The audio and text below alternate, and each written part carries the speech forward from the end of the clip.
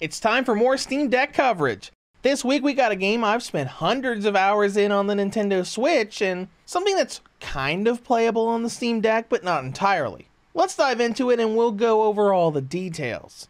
A big Dragon Ball game that's still getting new features and characters to this day. Let's look at how the Steam Deck can run Dragon Ball Xenoverse 2. To summarize, this game is basically a Dragon Ball MMO, just not completely. It's basically a create a character game where you go around a storyline fixing the Dragon Ball timeline and being able to grab and equip practically every ability ever used in the series, giving you loads of crazy fan-fiction-y customization. And it's a game that's still getting content to this very day. Not that long ago, they added the Beast form from the superhero movie for all characters and a Cell Max raid in a free update. Anyways, let's get to the big disclaimer and issue here with Xenoverse 2 on the Steam Deck. Xenoverse 2 uses easy anti-cheat, something Linux is not compatible with. Now, we did get a little lucky here. Most games that use it won't launch at all on the deck, but Xenoverse 2 does. You just get this little notification here saying, hey, you can't use any multiplayer stuff, it's all turned off while you're playing it on this platform.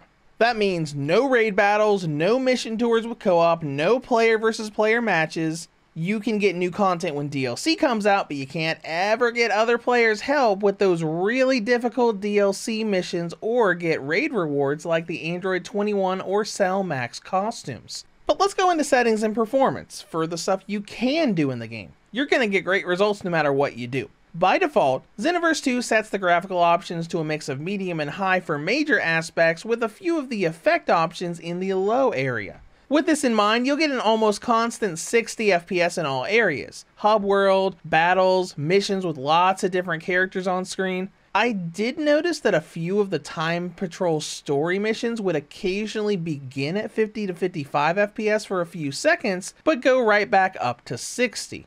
So with how well this is, I decided to just crank everything up to max, every optional effect on, pretty much just a huge stress test, and the results are still pretty great. You won't get 60 FPS, but some of the bigger missions with multiple characters and large bosses like the Great Apes will get you around 50 to 52 FPS consistently. Just for reference sake, the Nintendo Switch port of the game, as great as it is, has those multi-character missions locked to 30 FPS. So what does this mean? You got two great options for the deck. You could leave the graphical stuff at the default level and get that high 60 FPS everywhere with the game looking just slightly better than the Switch and the other console versions. Or you can crank everything up, lock the deck down to 30 or 40 FPS and enjoy the game that way. It won't be 60, but if you're worried about frame rate regarding multiplayer, the Steam Deck won't let you use the server features anyways. And that's pretty much all for performance, so let's go into battery life, which is really high,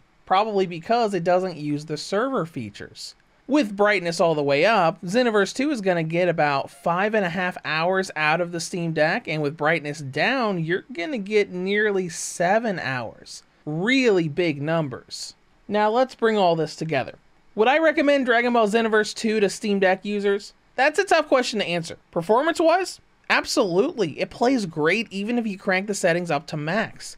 But the lack of online functionality does hinder a lot of the in-game stuff, with you essentially being locked out of new raids and help with DLC missions. But if you don't care about raids and getting co-op help with the DLC missions, then go for it. It plays wonderfully and has that huge amount of battery life.